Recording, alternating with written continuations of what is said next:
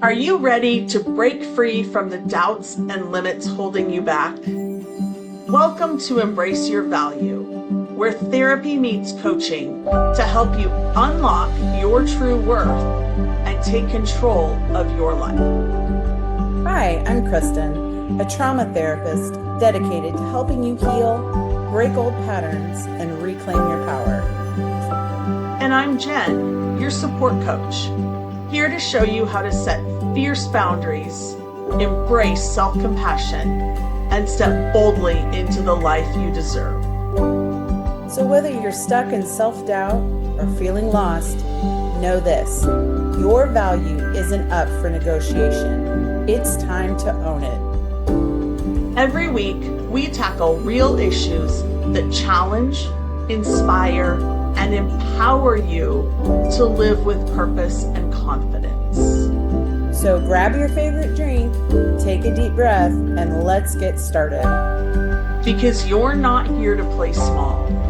It's time to embrace your value. Hi, everyone. Welcome back to Embrace Your Value. I'm Kristen Burrus, your friendly neighborhood therapist, and I've got Jen Anderson, our beliefs and boundaries specialist. And Jen and I are going to talk about something that is very personal for Jen. And so I just want to say thank you to Jen for sharing your stuff with us. And I will let her kind of explain what we're going to talk about. Thank you, Kristen. And so hi, everyone. So last week we had a little bit of a health scare and a crazy thing happened in our house. And I don't know, I felt like this might be an important topic for some of you guys to hear and to understand. So I'm not going to go into huge details, but I had a huge health scare with my husband and ended up taking him to the emergency room on Monday morning, not because he was exhibiting any signs, but because he was hiding the fact that he was already supposed to go. He had been called, he had gone to his doctor the Friday before and done his health thing, and his doctor had called him back and told him to go. And he didn't know if he wanted to. He didn't know if he wanted to go to the ER. He wasn't sure he wanted to deal with the whole thing. And the whole truth of it is come to find out he had known about it for a long while. And I didn't really know what was going on. So I'm telling you all of this because, number one, I was very angry. I was angry at him. I was angry at his doctors. I was grateful to the doctor that called me Monday morning and told me he needed to be there. But I was angry that they had let it go on for years. I was angry that nobody in 2 years had checked in on him to make sure that this was being taken care of. Like, I was just angry. And so the long of the story is he ended up in the hospital for 3 days. He is going to be okay. He has a very long road ahead of him. We have a lot of things we have to deal with. But I spent about 6 days being really hurt, afraid, and angry. And that is not a feeling that I'm comfortable with. If you haven't figured it out by watching our podcast, I'm a very happy, uplifting, I will cheer you up faster than anyone else in this planet person. But I was not last week. I was devastated and I wasn't sure. I mean, my world got rocked. My whole world may have done a 180, thinking I was building a business, working towards all these goals. I have all this travel I want to do. And all of a sudden, my husband may not be able to do those things with me. I was planning a life that I now have to put a stop to for at least the foreseeable future for right now. I don't know what the real future holds, and none of us ever do. But for the foreseeable future, I have to put a stop on some of that planning, and I have to be the caregiver for him, which I can be a nurturer when it comes to talking you through things, holding your hand, just being there to cheer you on. But I'm not great on the physical side of it. If I have to poke or prod or do, none of that's for me. There's a reason I didn't go to nursing school. None of that's for me. There's also a reason I didn't have kids. I don't do diapers. I don't do any of that. Like, might sound selfish to you, but I knew myself at a very young age, and I knew that none of that was for me. So we want to have a conversation with you guys today around how do you let go of that? How do you get past it? I mean, I'm barely a week past this when we're recording this. So how do you get over it? How do you cope and deal? And Kristen, I'm sure you have some thoughts and some tips to share with our listeners, especially around the therapy side of things. And I can share some of the things that I did myself that really helped me come through it on the other side. And of course, there's still some anger there. Sometimes if he says the wrong thing, I just give him that dirty look. But that's life, right? That is part of it. So yeah, share some thoughts that you might have. I'd love to hear some. Yeah, of course. And first of all, Jen, my heart and everything goes out to you, right? You and your husband. And I know when I got the news, I just wanted to help and do anything I could. So I'm really actually very glad that we're having this conversation. And I think this is one of the best things to do is be able to talk about it, right? Be able to have a conversation with a trusted person and let it out, let out the anger, let out the tears, let out the sadness. Like all those emotions are just fine, right? They're all necessary when we're going through something like this. But being able to have a conversation and to be able to let those emotions out, that's emotional intelligence. I'm needing to deal with my emotions. What am I going to do about it? I'm going to regulate myself. I'm going to find someone to talk to, find someone to reflect with. I'm going to do all of my self-care things. I know that in your case, especially, is I know that if I don't take care of myself, I won't be able to take care of my husband. So you have to do your self-care things. So I think what you're doing is amazing and everything I would tell somebody to do. So just let me know what of those things, I'm just picking up from what we've talked about, but what if any of those things you have done and anything else that you would like to add, Jen? Yeah.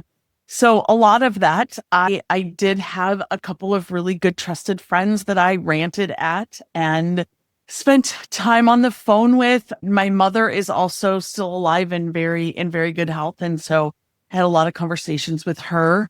So that was helpful because she was also the caretaker for my dad when he got ill. Now, mind you, they were much older. So I'm also dealing with the fact that I am so young and I may have to be not a full-time, that's not fair, but a caregiver for the rest of my life to some degree for him. So that's a thing to really come up with when you are 50 years old. That is not something you expect. So there is something around that, but I did a lot of talking. I did some journaling. I like my journaling, so I did do some journaling. I did take care of myself. So the first day, the day I took him into the ER, it was very busy. Of course, it was a Monday, so it was extremely busy. And it's a big Omaha hospital, so I had to take him into the main hospital, not our little side hospital, which would have been much nicer. And we were there for about 7 hours before he got put in a room. And so by the time they put him in a room, I was exhausted. So I drove myself home, and finding the car was the real challenge because when we got there, there were no parking spaces in the emergency area.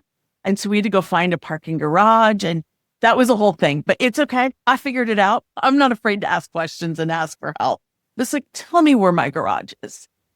So I decided the next day I was only going to be there for a few hours. He wanted me to come up early because, of course, we assumed, I didn't really know what was going on.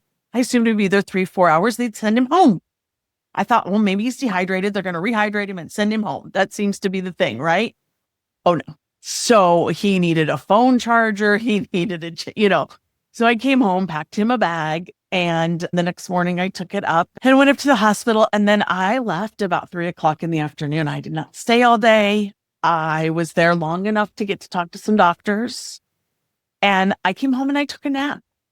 I was exhausted. I mean, I wasn't sleeping well anyway. And so I came home and I took a nap. And that's really good self-care for me. When I'm angry and upset, the best thing I can do is sleep some of that off.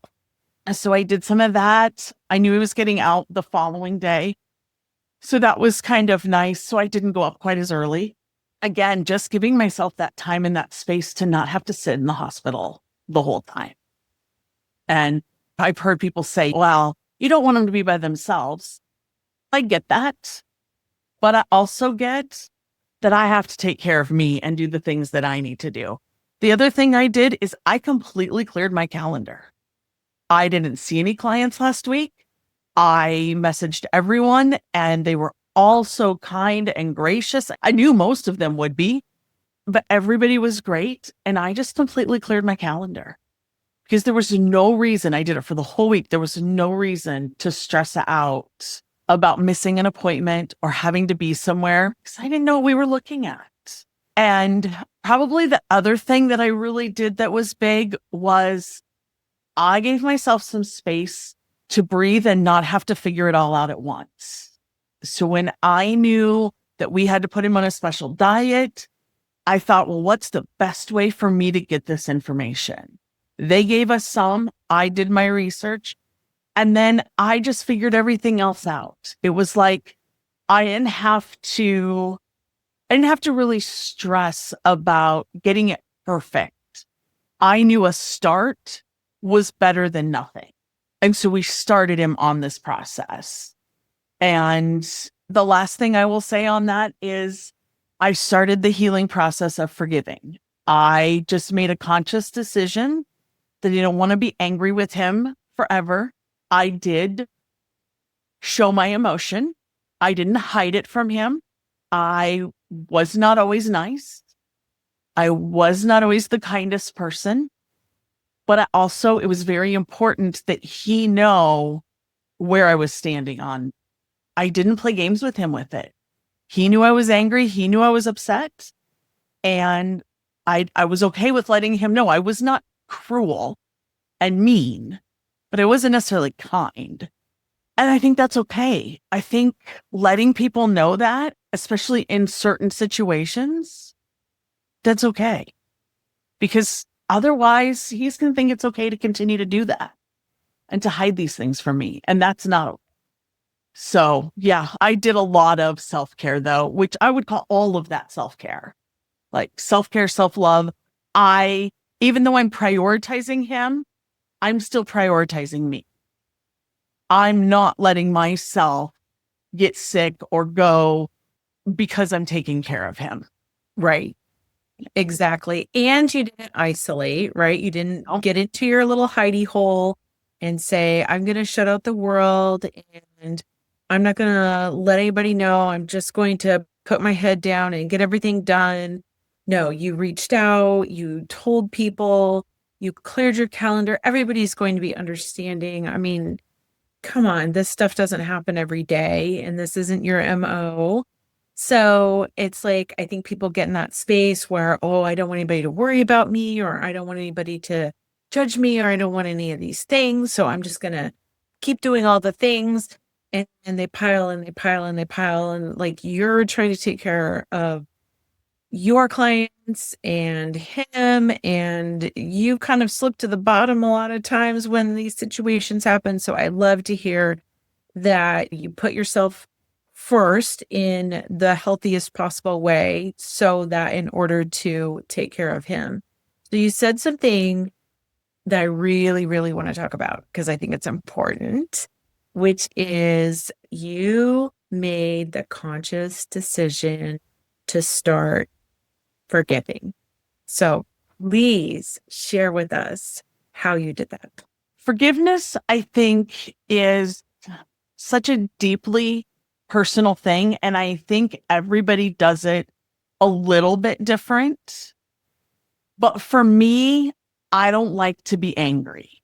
Actually, in my human design, if you're listening and you know your human design, my human design, the not self is anger. So that is always my first response. It took me a long time to learn that. And once I learned that, it really shifted how I deal with anger. So that's part of it, because I don't like that feeling of anger. And so I have a really good friend that I really all week ranted and raved with, and she was upset with him. And there was just this whole thing. And I finally just said to her, I have to be done. I have to be done. I have to get over the anger. And so that's, I think, the first step for me. And then I really just had to come to terms and remind myself, he did not do this to make me angry. He did not do this to be mean. And I'm not even sure he did it very consciously.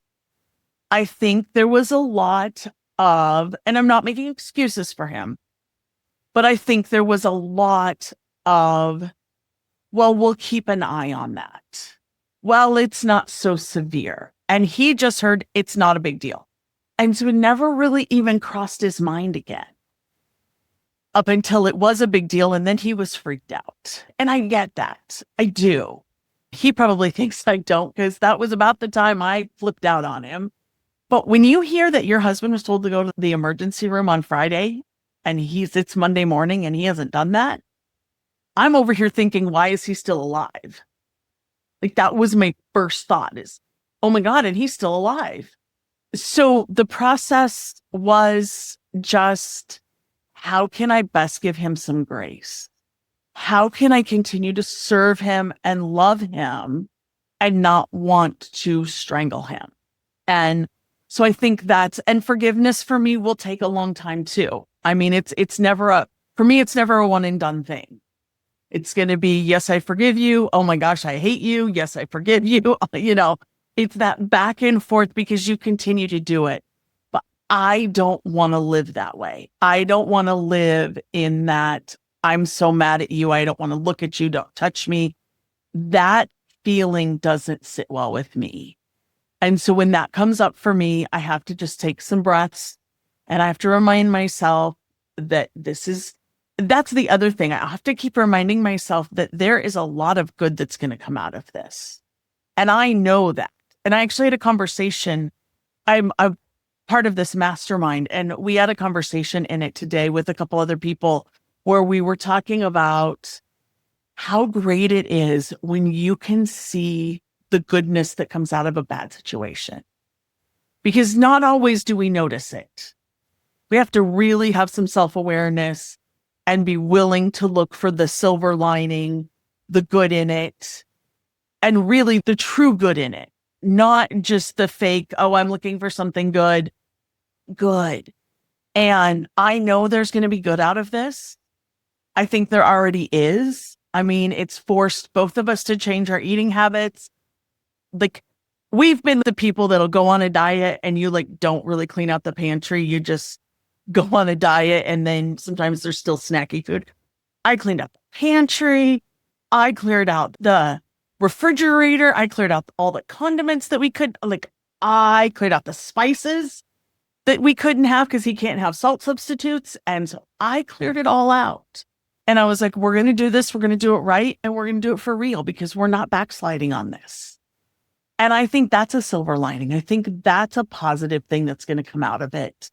I think there's just going to be so many things, even though we focus on the woe is me. Oh my gosh, my life's going to be so different. And there are going to be a lot of things I'm going to have to really accept and be okay with. But that's just going to take some time. That's going to be one at a time. And I get through that. So to answer your question very long about, I think forgiveness is it's that process. It's that reminding myself and him that there's good in this and that every day's a new day. So if today's not perfect, let's just start over again and we just keep going. And we might start over minute by minute, but it's not really the end of the world. Yes. And I think what I heard you say is, I'm going to put it in my own little words, is the anger wasn't serving me, right? So the anger served you in a place where you needed to act and you needed to do things and you needed to make sure that everybody was safe, right? So the anger got that done for you. And then when you realized that the anger was no longer serving you, you released that, right? And said, now that I've released this, I can move into the forgiveness pattern. I like the way you say, like, it's a step-by-step process, because I think sometimes people forgive too quickly, and Yes. then resentment. And then, or they feel like, well, I wasn't important enough for them to be whatever or change whatever. And so setting the stage up for, look, I'm going to be mad, and I'm going to not be mad. And then I'm going to be mad, and then I'm going to love you. And I'm going to always know that we're going to be the best. And I'm over here and I'm going to be sad, and letting yourself have all the emotions. Right. And so instead of avoiding, and I love that you have the understanding that your self-care, some of it is like you have to sleep off some of the anger, but you weren't like sleeping the day away. You were taking care of yourself, being productive. You weren't avoiding the emotions. You were sharing the emotions, sharing them with him, right? Not just sharing them with your friend that you were ranting to, but you were sharing them with him when it was appropriate, and processing. And that was self-care. And you're right. Like, I agree 100%, because I think when there's an emergent situation like you had, a lot of times people will be like, okay, I need to not take care of me because I need to take care of this other person. So it sounds like you found a really good balance for both of you. So where you could take care of him as well as yourself. And you did that by tuning into yourself with your journaling, talking to people, understanding what was going on, all the work that you've done previously, right? Just on yourself, like all of your own self-work before, maybe is what led us up to this moment. Like, how can I manage this? Not everybody would manage it in the way that you did, Jen. Like, people go into panic. I've been in panic before, and I'm pretty good at staying level-headed. I just want to commend you, first of all, for doing what was best for you and your family, and not giving up yourself in order to meet the needs of everyone else. Yeah, thank you. And you point out a really good thing that as you were talking, I realized, I'm sure I realized this last week, but a lot of it has been a big blur, is that had I not been on this journey to becoming who I am, if this had been 10 years ago, 15 years ago, I would not have handled this as well. This would not have been my process. I'd probably still be angry, and I might not even be here. Like, I might have left for a while. I might have been like, you're on your own. You want to do this alone? You're on your own. Because I got to tell you, that's a thought that crossed my mind. Very valid. I thought, well, what's the point? And then I was like, no, that's not fair. It's not fair to me either, but that's not fair to him. And so, yes. So this, what I'm getting at is that this is a prime example of why we do the work, why we do counseling, therapy, coaching, why it's so important. Because if you can't come up with these things on your own, you need someone in your corner that can help you through them. And this is why I'm so passionate about what I do and the women that I serve. And this is a little off topic, but it's still a lot on here. Earlier this week, I think it was Monday, one of my coaches put out a post, and it said, what would you wish that clients who work with you knew before they started working with you? And I thought about it for a minute, and I thought, I wish they'd know that they have to do the work. I mean, I know that sounds simple, but I can't do the work for them. I can be here to support them, love them, care about them, be the shoulder, whether it's virtual or in real life. I can do all that, but I can't do the work for them. And so if potential clients are out there and they want to do the work, that's when you know you're ready. If you're like, well, that all sounds great in principle, but there's no way I could do that, keep watching, keep hanging out with us, because eventually you're going to be ready. And that's the beautiful thing about it. The more you spend time in this type of an environment, the quicker you're going to get ready. So anyways, that's my PSA for that. I'll get off my soapbox. But yeah, that's really where I feel like that's at. And I know that's why I did so well and why I can come back 10 days later and be like, this is all going to be okay. Even though I may not get to travel hardly at all anymore. Or even though I may not get to do some of the things I wanted to do, I still know it's all going to be okay. And it's all going to work out for the best.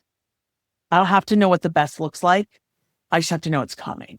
Right. And isn't that really the key to getting through anything is like, it's going to be okay, regardless of what happens. Do I not get to go on my next vacation? Probably not. And anything can happen after that. And I can be okay without going on that trip. And I can be okay if we can just all get to a place. And I have my own anxious moments, right? So like I'm not Y'all do. but not over here. Y'all do. Like I'm always okay. But it's like if we can know that, hey, this is a hard time and I know that I can be okay on the other side, it's like we can persevere through anything, right? We can walk through fire if we know on the other side, hey, my feet are probably going to be burned and I'll be hot and I'll be tired, but I know I'll be okay. So we can get it done. And I have one last thought that went through my brain. So I don't know. We're going to talk about this. This might be a topic for another podcast. So we might have to do that. But here's the other thing, the other side of that situation that you're just talking about. Everything's going to be okay. Don't compare your situation to my situation or to anybody else's, because you might think that mine is worse and yours is not so bad. So why are you upset about it? That's not the thing. I don't know why this hit me, but I was thinking when you said we can persevere through anything, 9/11 hit me. And then instantly I thought, oh, well, this was nothing like 9/11. I was like, but that doesn't even matter. We still have the right to have the feelings and to go through the things that we go through in the processes, no matter what. Even if it's just, I cut my finger, I'm going to show you my hand. I cut my finger and I want to be upset about it, or I want to feel sorry for myself. That's okay. You can do that. That is your right. And then once you're done with that, you get to move forward. And that's the goal in all of it. That's what Kristen's talking about. We get to have our feelings. We get to do it, but don't compare to anyone else, because you have a right to have your own thoughts, feelings, and whatever about any situation. So it's not like whose is better. Nobody should be keeping score. We all have our own trials and temptations, no matter what they are. So anyways, that was that. No, I agree. And I love the don't compare, but also it's like there can always be a worse situation. Like your example was great. Like 9/11, horrific. And that doesn't mean that your situation doesn't suck. It doesn't mean that it's not hard. People come in here all the time and talk to me and they're like, oh, my problems aren't that big. And I'm like, but they're big to you and they're big enough for you to want some help with them. So let's focus on that instead of focusing on shaming ourselves because we feel like our problems aren't big enough for help. So remember, everyone out there, A, it can always be worse, and B, can always be better, right? Yes. So, I mean, I love it. I can sum up my message. If I could say what's one thing that I would want clients to know before they see me, one is I can only do so much. You have to do a lot of the work, which is a speech that I have with people a lot of the times when they come in. I'm like, this is going to be hard. I can't do all the work. You got to do your part. I'll do my part. You do your part. That, and it can be okay. You're allowed to have a good life and be happy. We all are, no matter what. Thank you for this. This was really great. Good. Thank you all for listening. My heart is better. So thank you for letting me just use this platform to share, because it was a rough week. It's going to be rough. There's going to be other times. There's going to be things. You know what? I'm not alone. And I wasn't alone last week. and I didn't let myself, you're right, I did not go into isolation mode, which I have done in the past. So I hadn't even thought about that till you said that. I was like, oh yeah, I didn't do that. I pretty much told everybody because I was so mad. I thought everybody should know what he had done. Right? Oh, I want everybody to be as angry as me. I was too. I think I was just like, I'm going to shame him. Not Sure. intentionally, but just Right. that was like, and partially too, I've never really been the girl that's like, I got to find my platform and tell everybody. But now that I know what's going on with this, it's like, I want people to pay attention to this. Yeah. Pay attention. Like, really see it. So when I get more information, there might be a whole nother podcast on kidney disease because I'm going to have information to share and warning signs and things that we had no idea were there. So, Yeah. and one of the biggest ones is cognitive brain function. Really? Yeah, I'll tell you more about that later, but Yeah. I thought he was getting Alzheimer's. Wow. I've noticed that over the last year. So anyways, thank you again to everyone. If you guys have any questions, please feel free to leave them in the comments. Shoot one of us an email, whatever you need. We are here for that. I will answer anything. I'm always an open book. So if you're struggling with something and you want to talk about it, or you want to talk more about the forgiveness piece, or you want to know more about my situation and what we went through, I'm happy to share that. That is not an issue. Just come out there and ask us and be happy to tell you. Yeah. Thanks, Jen. Thanks for being vulnerable. I think this is going to be just really valuable information for people who maybe not the exact situation, but we have all kinds of situations, and you being vulnerable, I think, is really going to help some people. So thank you for that. Thank you. All right. Have an amazing week, and we will see you next week. Bye.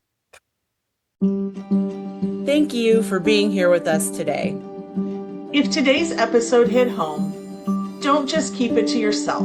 Subscribe, leave us a review, and share this episode with someone who needs to hear it. Because everyone deserves to know their worth. Next week, we're diving even deeper with more insights and tools to help you break free from limitations and live authentically. Until then, keep raising your standards, owning your worth, and embracing your value.